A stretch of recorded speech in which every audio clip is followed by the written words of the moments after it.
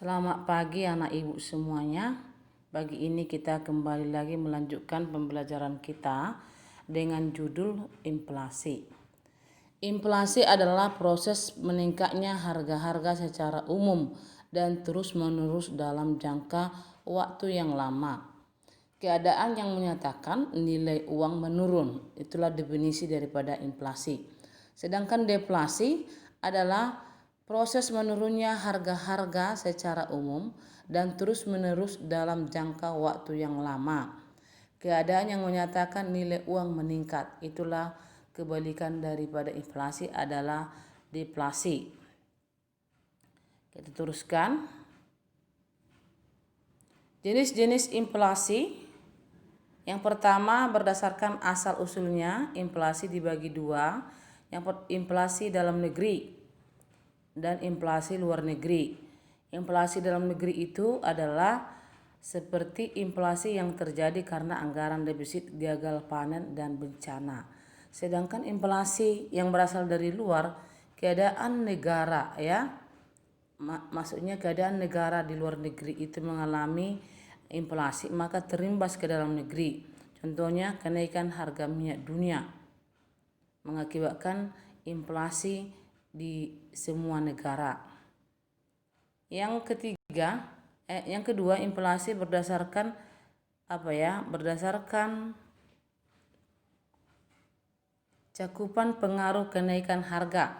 Ini dibagi beberapa. Yang pertama itu inflasi tertutup. Ya, inflasi tertutup adalah inflasi kenaikan harga beberapa barang tertentu, itu hanya beberapa. Baru yang kedua adalah inflasi terbuka, kenaikan harga secara keseluruhan. Sedangkan yang ketiga, inflasi tidak terkendalikan, inflasi yang sangat berat ya, terjadi karena harga terus meningkat. Berdasarkan parah tidaknya, ini sudah dijelaskan minggu yang lalu.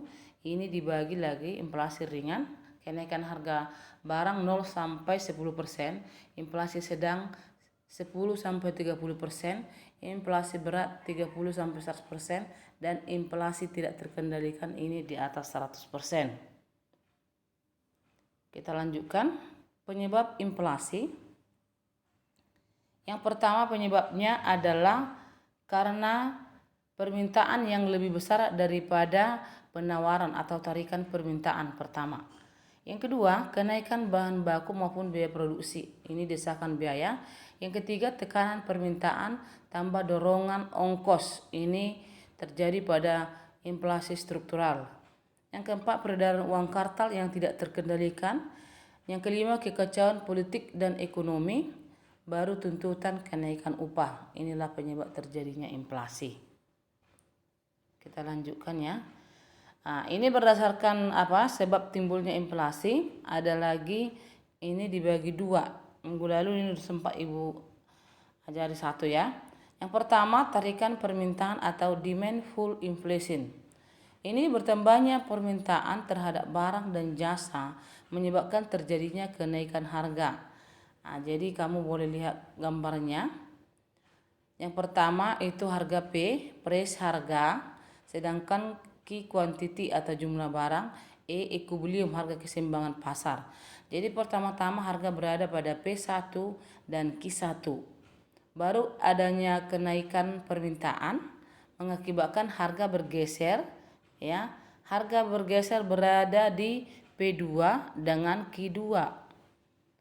Maka terjadilah dari sini keseimbangan pasar dari E ke E2, E1 ke E2 naik ya. Dari D ke D2 inilah yang disebut dengan naiknya permintaan. Yang pertama ya. Itu sebab inflasi. Baru sekarang yang kedua kita lanjut karena cost push inflation, biaya produksi. Ini disebabkan karena naiknya biaya produksi yaitu bahan baku, upah dan gaji. Bisa kamu lihat kurvanya. Ini P1 mula-mula berada harga pada P1 dan Q2. Ini I1 itu ya, itulah harga keseimbangan. Sekarang naik biaya produksi ya, naik biaya produksi mengakibatkan harga naik di ke P2. tapi jumlah produksi menurun. Ya, tadi Q1 udah lebih banyak kan, sekarang menurun dia sebelah kiri. Itu yang disebut dengan Q2 itu ya. Menurun. Maka harga keseimbangan pertama di S2 ya baru mengalami kenaikan karena kenaikan biaya produksi menjadi S1. S2 ke S1 ya. Harga tadi di S1 ini naik menjadi E2. Kenaikan ini membuat perpotongan permintaan dari E1 ke E2. Inilah yang disebut dengan cost push inflation. Baru kita lanjutkan teori-teori inflasi. Yang pertama itu adalah teori kuantitas ya, atau yang dikemukakan oleh Irving Fisher. Teori kuantitas ini dipengaruhi oleh beberapa faktor.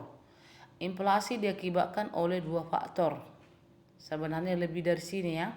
Jumlah uang beredar karena uang beredar banyak. Yang kedua, psikologi, harapan masyarakat mengenai kenaikan harga di masyarakat atau di masa mendatang.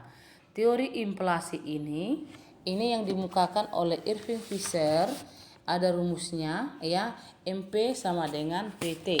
Jumlah uang yang beredar sama dengan tingkat harga ya. MP sama dengan PT ini yang dikemukakan oleh Irving Fisher mengenai teori kuantitas ya, di buku halaman 98. Teori kuantitas MP sama dengan PT. Ini dipengaruhi M jumlah uang beredar, V kecepatan peredaran, baru P tingkat harga, dan T jumlah transaksi. Itu di halaman 99 ada soalnya itu ya. Baru kita lanjut dulu. Ini teori kuantitas. Teori kuantitas ini adalah inflasi terjadi karena keinginan masyarakat untuk hidup ya di luar batas kemampuan. Jadi maksudnya masyarakat itu hidup melebihi dari batas kemampuan atau daya belinya. Baru yang kedua ya, ini adanya perebutan rezeki antara kelompok ya, antar kelompok. Jadi kalau orang kaya ya tuntutan ekonominya lebih tinggi. Jadi perebutan rezeki di sini disebut ya. Sekarang kita lanjut, teori yang ketiga adalah teori struktural. Teori struktural menyatakan penyebab inflasi adalah satu, kekakuan atau tidak elastis ya. Tidak elastis. Ketidakelastisan antara barang dengan harga. Itu ya, enggak seimbang. Baru ini ketidakelastisan antara penerimaan ekspor. Ya. Ekspor yang kita terima dengan impor enggak sebanding. Baru yang kekakuan.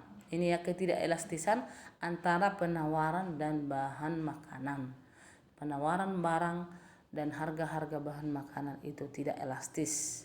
Inilah yang menyebabkan itu teori struktural. Baru kita lanjut, ini cara mengatasi inflasi. Ini besari dulu cara mengatasi inflasi ya. Ini dilakukan dengan 3 kebijakan. Solusinya ada 3, kebijakan moneter, fiskal, dan non moneter ya. Kebijakan moneter ini ada beberapa jenis. Satu adalah kebijakan diskonto. Diskonto itu adalah kebijakan menaikkan suku bunga bank. Ya. Jadi kebijakan diskonto itu kebijakan yang diambil oleh bank sentral untuk menaikkan dan menurunkan tingkat suku bunga bank. Ini dalam mempengaruhi inflasi ya. Baru yang kedua, politik pasar terbuka, open market politik. Kebijakan ini untuk membeli atau menjual surat berharga. Baru masuk lagi yang ketiga ya, pengawasan kredit atau kredit selektif. Ini pemberian kredit ketat. Artinya di sini pemberian kredit dengan pengawasan yang ketat. Baru yang keempat, ini kebijakan moneter adalah politik persediaan kas atau cash ratio ya, politik. Politik persediaan kas ini politik di mana melalui bank ada politik menaikkan dan menurunkan cadangan kas di bank. Ada saatnya cadangan kas itu mengalami kenaikan dan ada penurunan itu pada di bank ya. Ini yang cara mengatasinya, yang pertama dengan kebijakan moneter. Yang kedua dan fiskal. Kebijakan fiskal itu ada 2 ya. ada dua. Yang pertama yaitu pengaturan APBN, itu ya, pengaturan APBN atau pemerintah. Yang kedua peningkatan peningkatan tarik pajak ya. Jadi tarik pajak meningkat, maka diakibatkan karena apa? Karena pemerintah mengambil kebijakan fiskal ya. Jadi pengaturan pengeluaran pemerintah ini ada pengaturan surplus, defisit, dan seimbang. Nanti untuk selanjutnya akan kita pelajari. Mengenai peningkatan tarik pajak ini dibuat pemerintah untuk ya barang-barang tertentu. Pemerintah membuat kebijakan untuk penaikan tarif. Sekarang kita lanjut kebijakan non moneter. Kebijakan non moneter itu di luar moneter dan fiskal.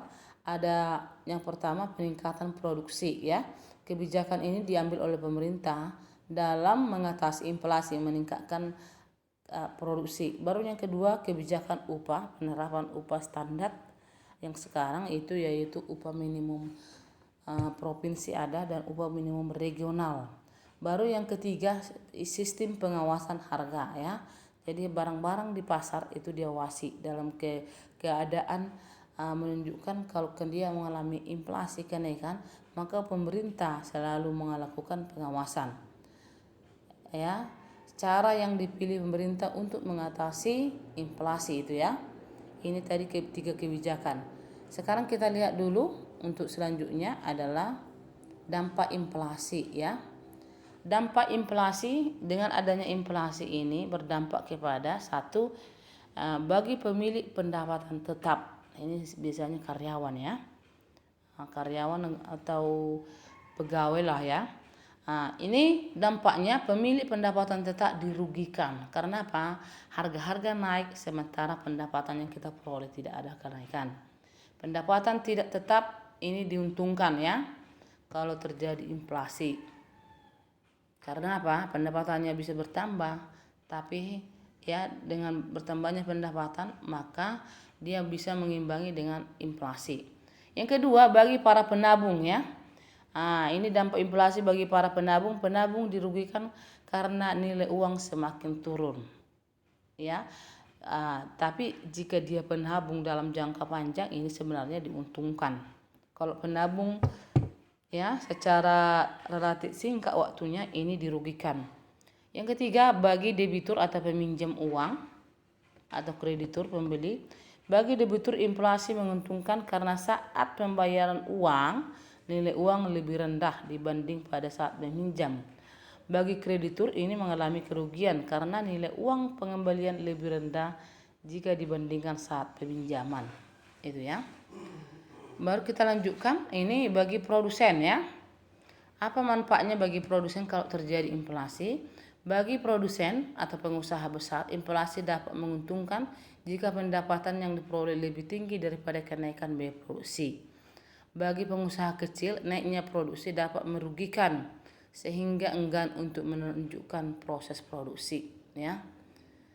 Bagi perekonomian nasional ini dampak inflasi.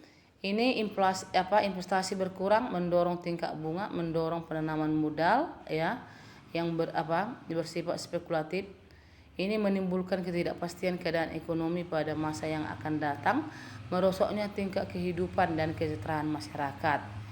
Ibu kira itulah dulu ya. Itulah dulu materi kita hari ini. Ibu mengucapkan kepada anak ibu-ibu tetaplah mengikuti daring ya, karena pembelajaran kita dilakukan secara daring karena kondisi pandemik pada saat ini. Jadi semua mengikutinya dengan bagus. Sekian dulu pembelajaran kita pada pagi hari ini. Terima kasih.